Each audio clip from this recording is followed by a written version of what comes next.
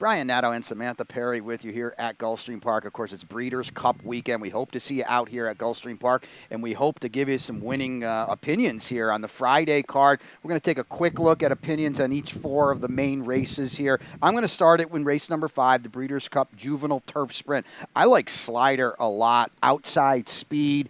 Gave up the lead last time, came again, and when he leveled off, I thought he was really, really impressive. I like being outside all the other speed, too. It does help.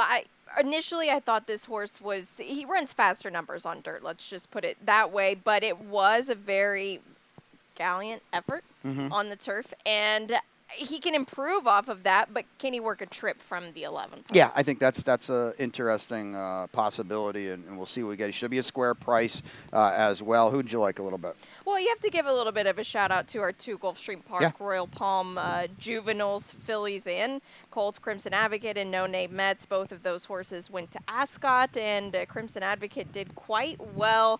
Both of them have some speed, though, and this post is very difficult for the 1 and 2. It's going to be a little tricky for sure. Breeders' Cup Juvenile fillies in race 6. You like the 6, Chatalis, a track and distance winner. Very important. It is, especially getting these 2 turns already. Now, I think that what I liked so much about her is when she was challenged down the lane by Bob Baffert's Dua, who is a very impressive filly, she turned her right away, and I think that's something that she's getting better at each time that she races, and I get her figures are alike compared to the rest of the field. She's going to have a lot of work to do, but a horse for course here. Yeah, and that's a big deal. We're both against Tamara a little bit. Yeah. We haven't seen her in a while. 2 turns. I'm going to take a stab with Jody's Pride down on the inside. She's been really impressive in New York. Can she stretch out? Remains to be seen. The Juvenile fillies Turf in race 7. I like Bouchou a lot. She had a terribly wide trip last time. When she leveled off in the lane, she absolutely exploded. She's inside here in the 3 post.